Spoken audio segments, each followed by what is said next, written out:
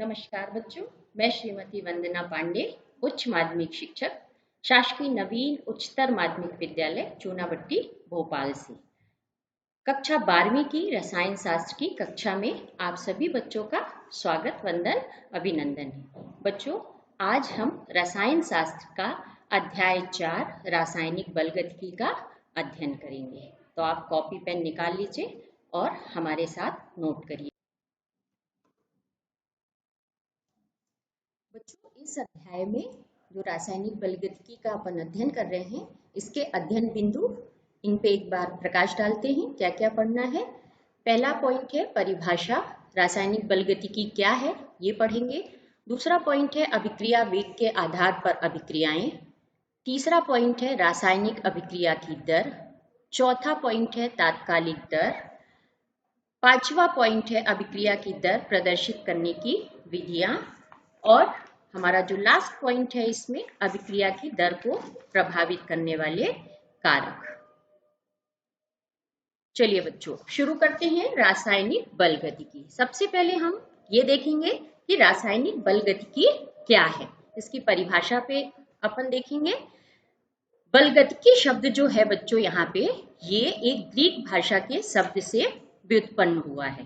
Kinesis से हुआ है, जिसका अर्थ होता है गति।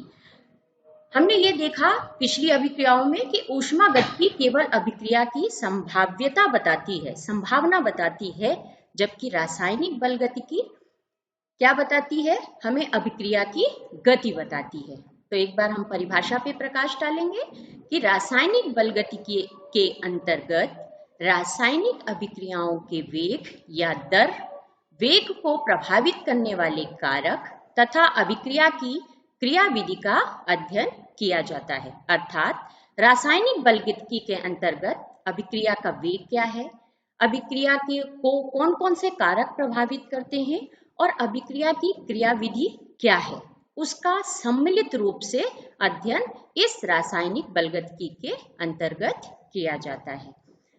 आइए देखते हैं कि अभिक्रिया के वेग के आधार पर अभिक्रियाएं कितने प्रकार की होती हैं।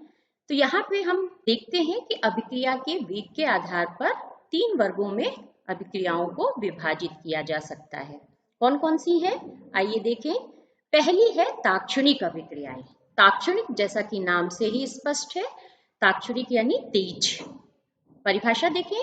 वे अभिक्रियाएं जो तीव्र गति से संपन्न होती हैं, सामान्यतः इन अभिक्रियाओं में आयनिक अभिक्रियाएं भाग लेती हैं। ये पॉइंट यहाँ बहुत महत्वपूर्ण है कि जो ताक्षणिक अभिक्रियाएं होती हैं उसमें आयनिक अभिक्रियाएं भाग लेती हैं। इन्हें आप नोट करिए।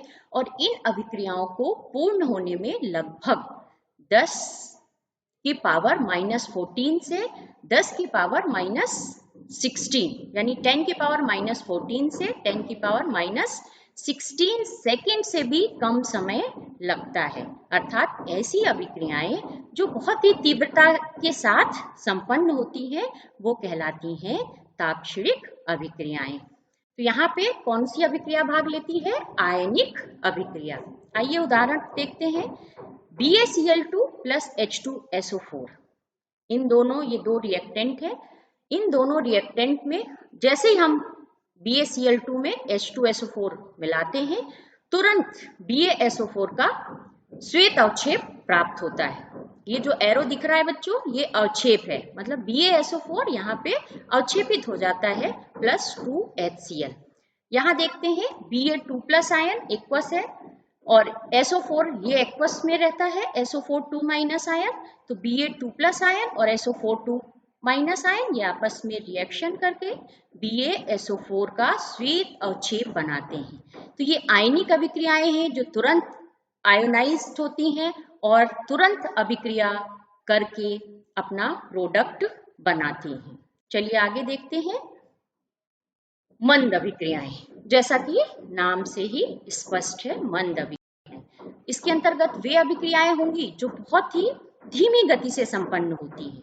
अर्थात वे अभिक्रियाएं जो अत्यंत मंद गति से संपन्न होती हैं, जैसे कि लोहे पर जंग लगना। लोहे पे बहुत धीरे धीरे बच्चों जंग लगता है और ये एक बहुत ही मंद अभिक्रिया का उदाहरण है। तो यहाँ आप उदाहरण भी नोट करेंगे, कॉपी में लिखेंगे और ये एग्जाम में भी पूछा जाता है। तो Fe जो होता है आयरन, ये नमी की उपस्थिति में Fe2O3 इंटू XH2O, ये बच्चों पूरा जो है जंग का फॉर्मूला है। तो ये जो जंग लगना है ये एक तरह से मंद अभिक्रिया है।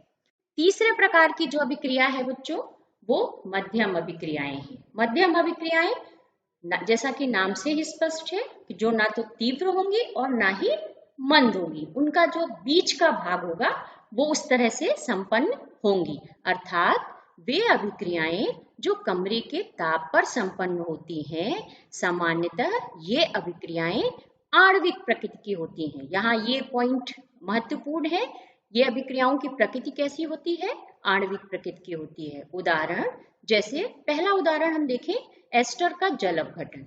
एस्टर है ethyl acetate CH3COO C2H5 CH3COOH plus C2H5OH, यानी एथिल एसीटेट का जब हम जल अपघटन करते हैं तो एसिटिक अम्ल बनता है और एथिल एल्कोहल बनता है। इसी तरह से दूसरा जो उदाहरण है बच्चों, सुक्रोज का जल अपघटन। तीसरा उदाहरण है अमोनियम नाइट्राइड का अपघटन। चलिए आगे देखते हैं। अब रासायनिक अभिक्रिया की दर क्या है। दर से ही जैसे समझ में आ रहा है, नाम से ही स्पष्ट है कि रासायनिक अभिक्रिया की क्या स्पीड है, कैसे वो रिएक्टेंट आपस में क्रिया करते हैं। तो यहाँ हम इसको देखते हैं कि किसी रासायनिक अभिक्रिया की दर इकाई समय अंतराल में अभिकारक अथवा उत्पाद के सांद्रण में परिवर्तन के बराबर होती है। अर्थात जो अभिक्रिया की दर है उसे हम प्रदर्शित करते हैं कि अभिकारक के सांद्रण में कमी या कि उत्पाद के सांद्रण में वृद्धि। आइए गणितीय व्यंजक देखते हैं, ये बहुत ही महत्वपूर्ण पॉइंट है बच्चों, इसको नोट करिए अच्छे से। अभिक्रिया की दर को दो तरह से हम प्रदर्शित कर सकते हैं। कैसे कर सकते हैं कि किसी भी अभिक्रिया के सांद्रण में कमी की दर, मतलब कोई भी अभिकारक के सांद्रण में कमी जो होती है वो अभिक्रिया की दर को प्रदर्शित करती है, या किसी भी एक उत्पाद के सांद्रण में वृद्धि की दर को हम अभिक्रिया दर के रूप में प्रदर्शित कर सकते हैं। आइए देखते हैं। R is equal to P। R is the reactant मतलब अभिकारक और P इज द प्रोडक्ट अथवा उत्पाद। आइए देखते हैं। अब अभिक्रिया R का एक मोल उत्पाद P का एक मोल बनता है यदि T1 समय पर R का सांद्रण R1 और P का सांद्रण, P मतलब प्रोडक्ट उत्पाद का सांद्रण P1 है, तो T2 समय पर R का सांद्रण क्या होगा बच्चों, R2। ये जो कोष्टक दिख रहा है ये सांद्रण को प्रदर्शित करता है। अब देखते हैं P का सांद्रण T2 समय पे कितना हो जाएगा, P2 हो जाएगा। तो जो समय परिवर्तन है, ये डेल्टा जो लिया है बच्चों, ये परिवर्तन को प्रदर्शित करता है। तो जो समय परिवर्तन होगा delta T is equal to T2 minus T1। इसी तरह से delta R is equal to R2 minus R1। इसी तरह से delta P is equal to P2 minus P1। तो यहाँ हम देख रहे हैं कि ये अभिकारक में परिवर्तन की दर, ये उत्पाद में परिवर्तन की दर। अब आगे देखते हैं बच्चों। अब देखते हैं कि अभिक्रिया की दर हमें निकालनी है। तो R के विलुप्त होने की दर, अर्थात जो रिएक्टेंट है वो किस दर से विलुप्त हो रहा है, उसका क्या फॉर्मूला होगा, R के सांद्रण में कमी डिवाइडेड बाय सांद्रण के परिवर्तन में लगा समय। तो R के सांद्रण में कमी हमने पिछले उसमें देखा कि क्या होता है, सांद्रण में परिवर्तन minus delta R divided by delta T। बच्चों एक चीज हम यहाँ ये बताना चाहेंगे कि यहाँ जो माइनस साइन है ये सांद्रण में कमी को प्रदर्शित करता है, और जब कभी भी अभिकारक का हम लिखेंगे दर तो यहाँ माइनस साइन प्रदर्शित करेंगे। तो R के सांद्रण में कमी डिवाइडेड बाय सांद्रण के परिवर्तन में लगा समय इज इक्वल टू, इसे हम कैसे गणितीय रूप से लिख सकते हैं, minus delta R upon delta T। अब इसी तरह से P के उत्पन्न होने की दर, P मीन्स उत्पाद के उत्पन्न होने की दर को हम कैसे लिख सकते हैं, P के सांद्रण में वृद्धि। चूंकि जब रिएक्टेंट आपस में क्रिया करेंगे तो धीरे धीरे अभिकारक के सांद्रण में कमी होगी और उत्पाद के सांद्रण में वृद्धि होगी।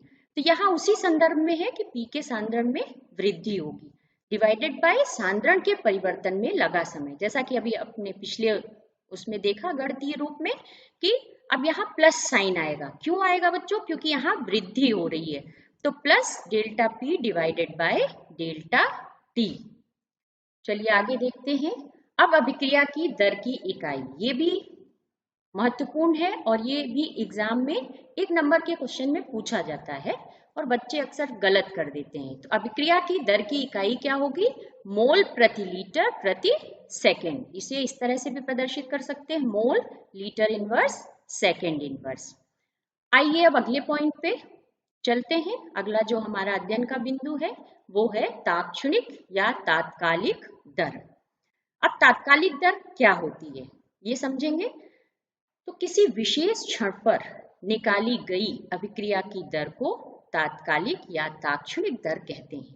एक निश्चित समय पे जो अभिक्रिया की दर को हम निकालते हैं बच्चों, उसे कहते हैं हम तात्कालिक या तात्क्षणिक दर। किसी अभिक्रिया की दर को अधिक यथार्थ रूप में दर्शाने के लिए उसकी तात्कालिक दर अधिक यथार्थ मान प्रस्तुत करती है। अर्थात यहाँ कहने का तात्पर्य यह है कि यदि हम किसी भी रासायनिक अभिक्रिया की दर को प्रस्तुत करते हैं तो उसके यथार्थ रूप में हम किस रूप में प्रदर्शित करेंगे? तात्कालिक दर के रूप में प्रदर्शित करेंगे। आइए आगे देखते हैं। अब इसका व्यंजक क्या है, ये भी प्रश्न आता है। तो इसे हम अति लघु समय अंतराल अर्थात dt डेल्टा t शून्य की ओर अग्रसर हो जब, तो यहाँ अति लघु समय अंतराल dt के लिए औसत वेग द्वारा प्राप्त कर सकते हैं।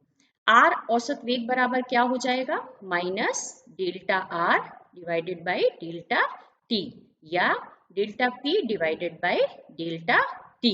जब t डेल्टा t किधर अग्रसर है बच्चों? 0 की ओर अग्रसर है। अर्थात r जो है तात्क्षणिक क्या निकलेगा? Minus dr upon dt is equal to dp upon dt। अर्थात तात्क्षणिक दर को हम कैसे प्रदर्शित करेंगे?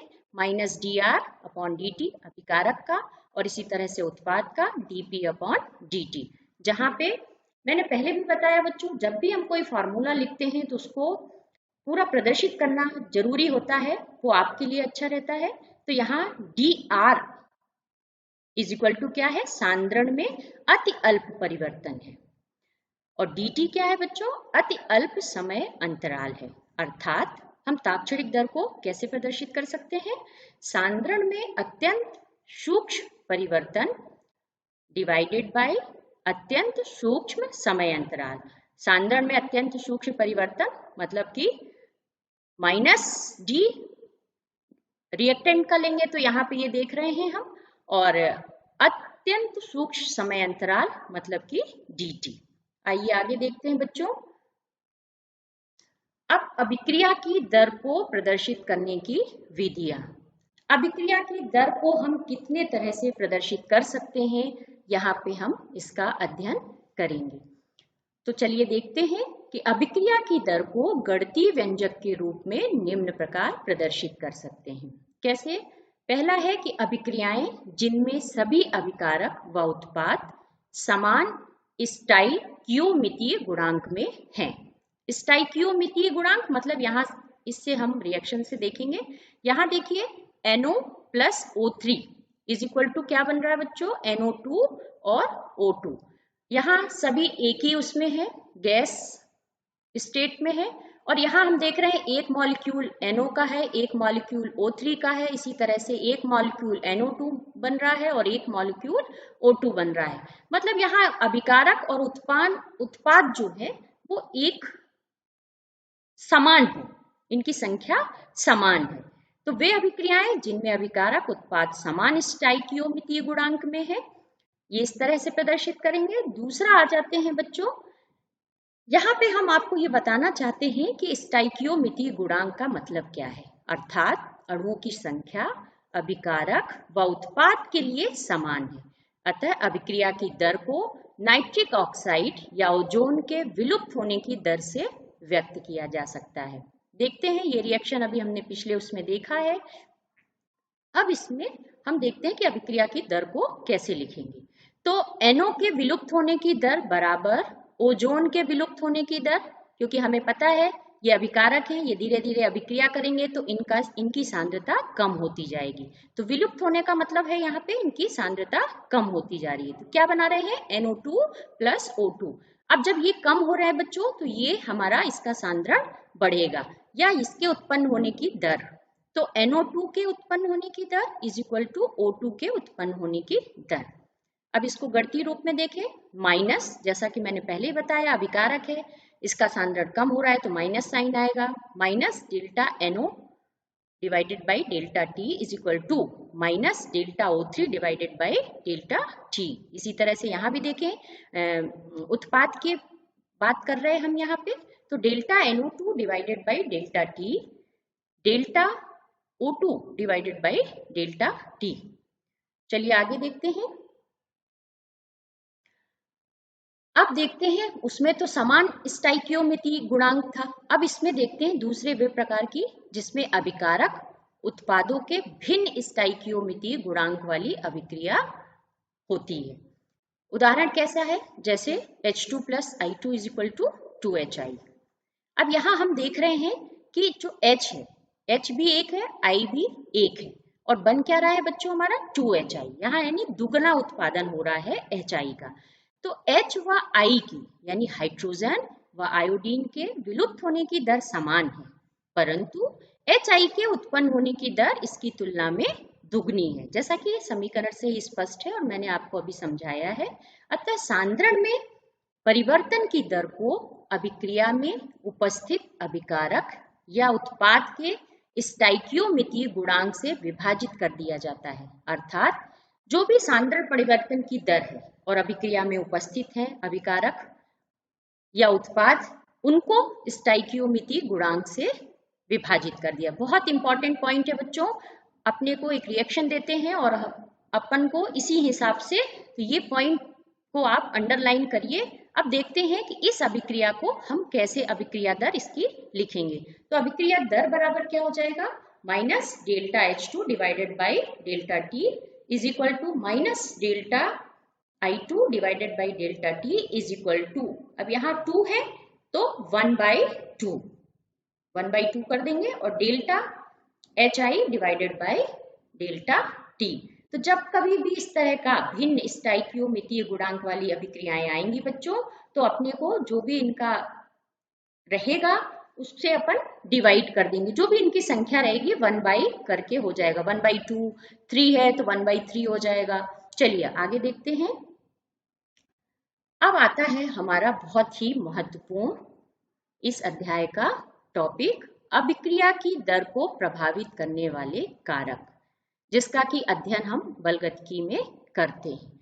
अब अभिक्रिया की दर कैसे प्रभावित होगी, कब तेज होगी, कब धीमी होगी, तो यहाँ पे बच्चों ये 4 कारक आपको दिखाई दे रहे हैं, जो कि महत्वपूर्ण कारक हैं, जो किसी भी रासायनिक अभिक्रिया की दर को प्रभावित करते हैं। अब अभिक्रिया की दर को प्रभावित करने वाले कारक कौन कौन से हैं, सांद्रण, ताप, उत्प्रेरक और विकिरण। आइए अब इनका हम अध्ययन करते हैं कि ये किस तरह से किसी भी रासायनिक अभिक्रिया को प्रभावित करते हैं। रासायनिक अभिक्रिया की दर इनकी उपस्थिति में बढ़ती है या घटती है। सबसे पहला कारक जो है बच्चों, वो है अभिकारकों का सांद्रण। अभिकारकों का सांद्रण का मतलब ये है कि अभिकारक जो आपस में अभिक्रिया करके उत्पाद बनाते हैं, उनका सांद्रण यदि हम बढ़ा दें या हम घटा दें तो क्या रासायनिक अभिक्रिया की दर पर प्रभाव पड़ेगा। तो चलिए देखते हैं कि किसी भी अभिक्रिया का वेग क्रियाकारकों की सांद्रण के समानुपाती होता है। अर्थात बच्चों यहाँ ध्यान दीजिए कि किसी भी अभिक्रिया का वेग जो होता है वो कैसे बढ़ता है, उसके समानुपाती होता है सांद्रण के, क्रियाकारकों के। और अभिकारकों का सांद्रण बढ़ाने पर अभिक्रिया की दर में वृद्धि होती है। नेचुरली है बच्चों कि यदि हम क्रियाकारकों के सांद्रण के समानुपाती होगा किसी भी अभिक्रिया का वेग, तो जैसे जैसे सांद्रण बढ़ेगा अभिक्रिया की दर में वृद्धि होती जाएगी। यहाँ देखिए मैंने लिखा है कि अभिक्रिया का वेग जो है, rate of reaction is directly proportional to concentration of reactants. तो यहाँ मतलब अभिक्रिया का वेग समानुपाती होता है किसके, अभिकारकों के सांद्रण के। ये समानुपाती का चिन्ह है बच्चों। और जब ये बढ़ेगा, अभिक्रिया का वेग कब बढ़ेगा, जब ये बढ़ेगा तो अभिकारकों का सांद्रण जितना ज्यादा होगा अभिक्रिया का वेग उतना ही तेज होगा। आइए देखते हैं दूसरा कारक क्या है। दूसरा जो महत्वपूर्ण कारक है बच्चों वो है अभिक्रिया का ताप। ताप बढ़ाने पर अभिक्रिया का वेग बढ़ता है। नेचुरली है कि अभिक्रिया में जो अणु होंगे वो आपस में टकराते हैं और जिससे उनकी वेग बढ़ता है। तो जितना ज्यादा ताप होगा अभिक्रिया का वेग उतना ही ज्यादा होगा। इसमें भी जो अभिक्रिया का वेग है वो डायरेक्टली प्रोपोर्शनल होता है ताप से, अर्थात जैसे जैसे हम ताप को बढ़ाते जाएंगे बच्चों वैसे वैसे अभिक्रिया का वेग उसी दर से बढ़ता जाएगा। डायरेक्टली प्रोपोर्शनल जब भी कोई कारक होगा तो वो उस पर धनात्मक प्रभाव डालेगा। आइए देखते हैं तीसरा कारक क्या है, उत्प्रेरक की उपस्थिति। उत्प्रेरक की उपस्थिति में किसी रासायनिक अभिक्रिया की दर पर क्या प्रभाव पड़ता है। हम पिछली कक्षाओं में पढ़ चुके हैं कि उत्प्रेरक दो प्रकार के होते हैं, धनात्मक उत्प्रेरक और ऋणात्मक उत्प्रेरक। धनात्मक उत्प्रेरक वे होते हैं जो अभिक्रिया को बढ़ा देते हैं और ऋणात्मक उत्प्रेरक वे होते हैं जो किसी अभिक्रिया को धीमा कर देते हैं। तो आइए देखते हैं कि उत्प्रेरक अभिक्रिया की दर को बढ़ा या घटा सकते हैं। यानी किसी रासायनिक अभिक्रिया में यदि उत्प्रेरक उपस्थित है तो वो रासायनिक अभिक्रिया को प्रभावित करेगा। अब यहाँ पे दो तरह के हैं, जैसा कि मैंने अभी आपको बताया कि धनात्मक उत्प्रेरक ये क्या करते हैं, रासायनिक अभिक्रिया की दर को, ये जो साइन ऊपर दिख रहा है बच्चों, ये ऊपर का साइन का मतलब है बढ़ा देना। तो धनात्मक उत्प्रेरक अभिक्रिया की दर को बढ़ा देते हैं और ऋणात्मक उत्प्रेरक किसी भी रासायनिक अभिक्रिया की दर को घटा देते हैं। तो हम अभिक्रिया के ऊपर निर्भर करता है कि कौन सा हम उत्प्रेरक उपयोग करें। ऋणात्मक करना है, यदि अभिक्रिया की दर को बढ़ाना है तो धनात्मक उत्प्रेरक उपयोग करेंगे, और यदि अभिक्रिया की दर को कम करना है तो हम ऋणात्मक उत्प्रेरक का उपयोग करेंगे।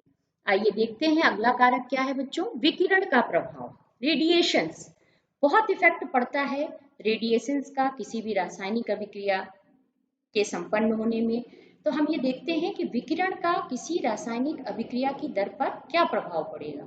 तो विकिरण की उपस्थिति में अभिक्रिया दर प्रभावित होती है। यानी यदि प्रकाश की उपस्थिति में कोई रासायनिक अभिक्रिया होगी तो वो बढ़ जाएगी, अभिक्रिया की दर क्या होगी बच्चों, बढ़ जाएगी। उसी प्रकार से यदि प्रकाश की अनुपस्थिति में होगा तो वो अभिक्रिया की दर घट जाएगी। ये नीचे एरो का मतलब है घटना और ऊपर एरो का मतलब है बढ़ना। तो यदि प्रकाश की उपस्थिति में कोई रासायनिक अभिक्रिया होगी तो अभिक्रिया की दर बढ़ेगी, और यदि प्रकाश की अनुपस्थिति में होगी तो अभिक्रिया की दर घटेगी। पांचवा जो कारक है वो क्रिया कारकों की प्रकृति है। क्रिया कारकों की प्रकृति का मतलब है कि क्रिया कारक रिएक्टेंट जो अभिकारक हैं जो आपस में क्रिया करते हैं उनकी प्रकृति कैसी है, सरल अणु है कि जटिल अणु है। तो नेचुरली है कि यहाँ पे उनकी प्रकृति अभिक्रिया की दर को प्रभावित करेगी। यानी क्रिया कारक की प्रकृति जो है वो अभिक्रिया दर को प्रभावित करती है। तो यहाँ हम देख रहे हैं ये सरल अणुओं में जो सिंपल अणु होंगे, सरल अणुओं की अभिक्रिया दर क्या होती है बच्चों, बढ़ जाती है, बढ़ती है। और जो जटिल अणु होते हैं वो उनकी अभिक्रिया दर क्या होती है, वो घट जाती है। अर्थात सरल अणु यदि रासायनिक अभिक्रिया में भाग ले रहे हैं तो रासायनिक अभिक्रिया की दर बढ़ जाएगी, और यदि जटिल अणु ले रहे हैं, कई सारे अणु आपस में भाग ले रहे हैं तो रासायनिक अभिक्रिया की दर घट जाएगी। आशा है बच्चों अभी जो आपको पढ़ाया गया है वो आपको समझ में आया होगा और आप इसको अपनी कॉपी में नोट भी करते चले होंगे।